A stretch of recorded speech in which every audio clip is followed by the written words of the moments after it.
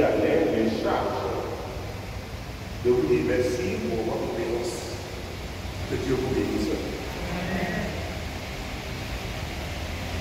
Le couple qui allait nous invite à travers les pièces que nous venons d'écouter et dans l'engagement qu'ils vont prendre tout à l'heure que le mariage est une institution divine et nous l'avons écouté dans la première étude. C'est Dieu qui a voulu le mariage. Et nous, fils de Dieu, nous sommes tenus de respecter ce que notre Créateur nous demande. Et c'est ce qu'ils vont faire tout à l'heure. Ainsi, par le mariage, Dieu unit l'homme et la femme par un lien indissoluble. C'est-à-dire, tout à l'heure, nous allons poser des questions. D'abord, la première partie du sacrement, ils vont répondre oui, oui, oui. Et après, les deux vont se regarder dans les yeux pour dire oui l'un à l'autre. On ne reviendra plus jamais à Saint-Jacques pour une cérémonie de divorce. Parce que dans l'église, il n'y a pas de cérémonial pour eux. Dis avec. Est-ce que tu es conscient de cela? Hein? D'accord. Myriam, tu es conscient de cela? J'essaie de vous être conscient de ce que voilà, avec le Dieu. Que Dieu vous bénisse.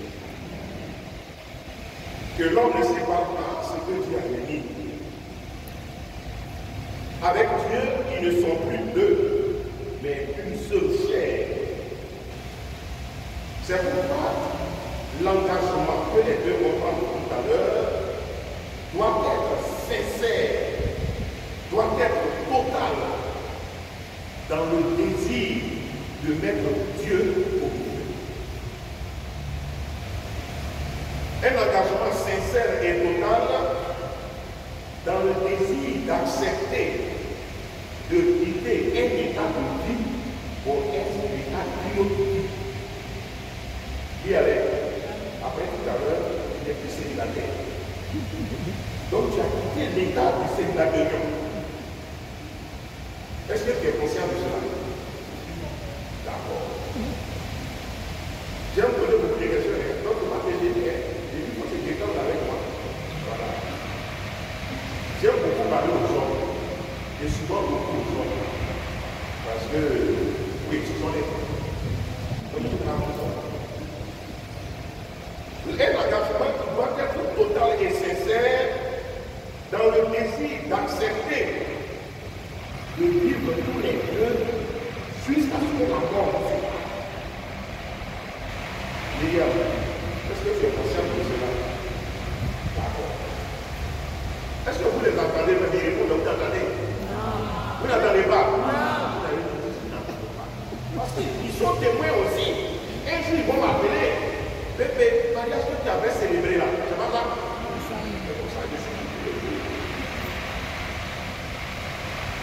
Un engagement total et sincère dans le désir de voir, d'aimer et de regarder l'autre comme image de Dieu à respecter, à aimer, à entretenir et à protéger. Est-ce que tous les deux sont passés à ça? Merci. Dis à l'air et Myriam Isabelle, voici ce que Dieu attend de vous, de votre vie conjugale, de votre couple. C'est pourquoi on appelle le sacrement du mariage un sacrement de témoignage. Ce que Dieu a dit, que l'homme ne le sépare pas. En disant cela, Jésus nous rappelle une vérité fondamentale. Le mariage est le projet original de Dieu. C'est une marque déposée. L'homme et la femme unis dans le mariage, c'est pour toute la vie. Quand le Seigneur dit, ce que Dieu a uni, que l'homme ne le sépare pas, il ne parle pas des autres forcément, il parle du couple aussi. Parce que ça peut venir du couple.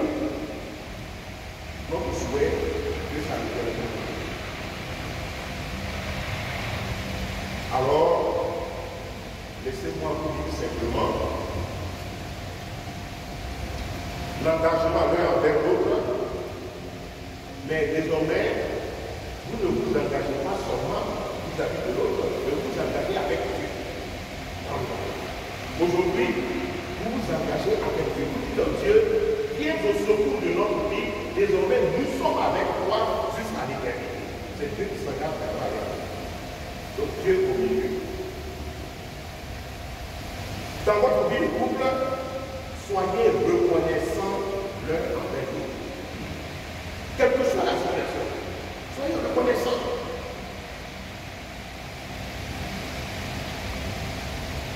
Je vais poser une question aux hommes. Uniquement aux hommes, et pas les salutaires aux hommes. Quand votre femme prépare, vous mangez, et est-ce que vous êtes content? Est-ce que vous êtes content quand vous mangez? Vous êtes content. Mais à la fin du repas, est-ce que vous dites merci?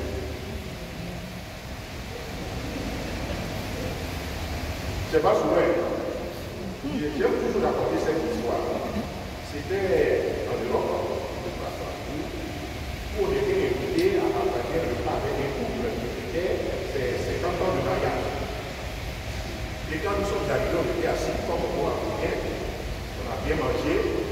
Et puis à la fin du repas, voilà que monsieur prend son assiette pour aller déposer à la cuisine. Et en se levant, il donne un baiser à sa femme sur le front. Et il s'en va. Pourquoi moi je ne vais pas mourir ignorant? J'ai voulu savoir pourquoi. Alors je pose la question à monsieur pour dire pourquoi ta femme en se levant, quand en te levant, tu donnes un baiser à ta femme sur le front. Et c'est la femme qui me répond, il faut laisser, ça fait 45 ans, il fait la même chose. Vous voyez comment c'est compliqué? Ils sont mariés à l'église, ça fait 50 ans. La femme me dit, ça fait 45 ans, il fait la même chose. À chaque fois qu'il finit de manger, il donne un baiser à son pour lui dire merci. Est-ce que vos maris font ça souvent? Vous les hommes, vous faites ça souvent? Soyez reconnaissants l'un envers l'autre. La reconnaissance, ce n'est pas des actes extraordinaires, c'est le quotidien.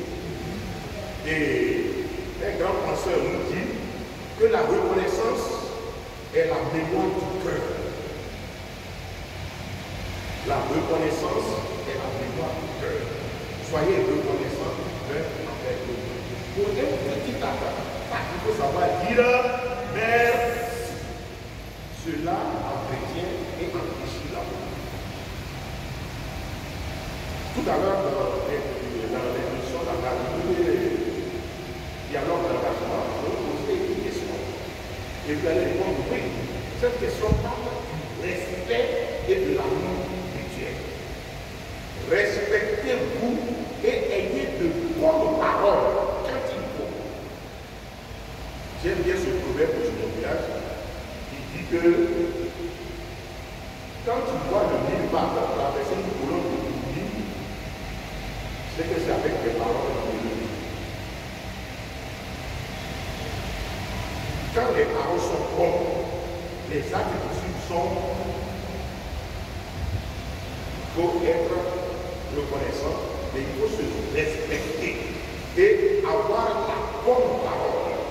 Si vous pensez que ce que vous avez dit est utile, mais pour le bien de la famille, il faut bien parler.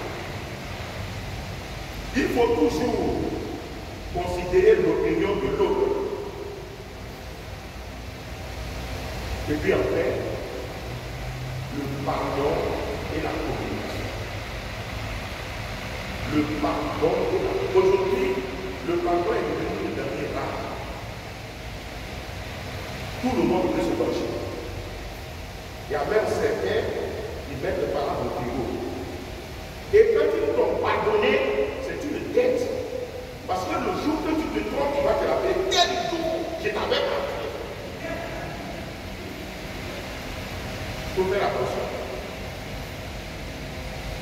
Mais Thérèse a dit que pardonner, c'est faire remporter une victoire à la vie. Pardonner, c'est faire remporter une victoire à la vie. Ça veut dire quoi? Ce que tu as fait là me fait mal, mais ça ne tue pas l'amour que j'ai pour toi. C'est ce que ça veut dire. Parce qu'une fois que c'est qu'il a fait, tu devrais te faire mal, ne fais pas mal ce qu'il a fait. Alors, tu rentres dans ce que les entrepreneurs, les businessmen, les managers appellent le burn-out. Je m'en fous. Fais comme tu veux. Moi aussi, je fais comme je veux. On se rencontre à la maison. Chacun est tuteur et éduqué pour son ami. Il ne faut pas arriver à ça. Ça peut aller? D'accord. Sachez alors, et Myriam Elisabeth, sachez réparer ce qu'il faut réparer.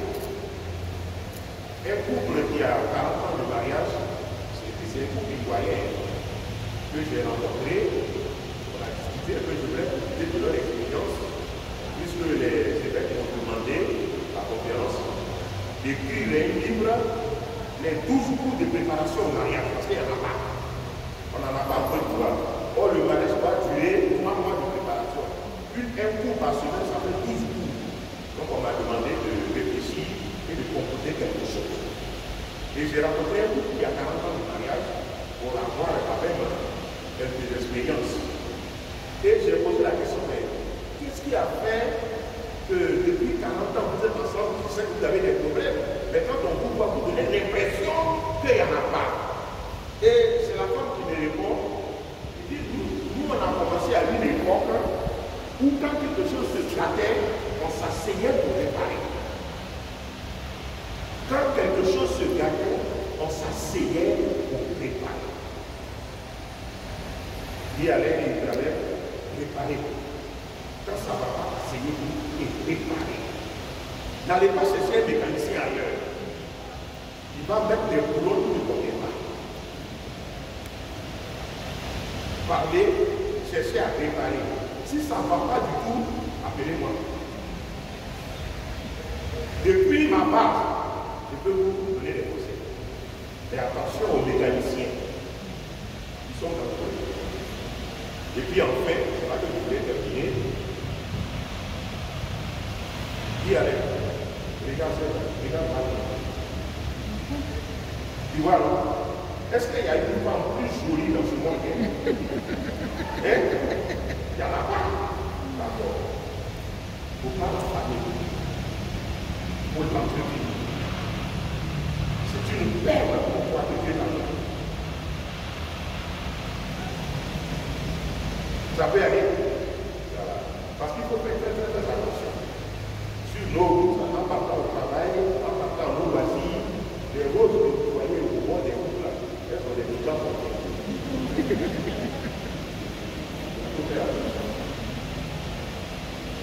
Isabelle, tu vois ce jeune homme, tu vois ce beau garçon, tu vois ce parent, tu vois cette mère, tu vois cette image. Est-ce qu'il y a un garçon plus joli qu'elle dans le monde? Prends ce que tu veux. Arrange à ton goût. Il fait que tu fais toi-même plaisir. C'est ce que Dieu a dit que personne ne le sait pas. Ensemble à Dieu, avancer sur le chemin de la vie. Avancer sur le chemin de la vie. Le navire va tanguer à cause du vent. Et le Seigneur est présent dans la main. Il dira simplement, calme-toi et vous verrez la paix. Je te prie. Bon Père.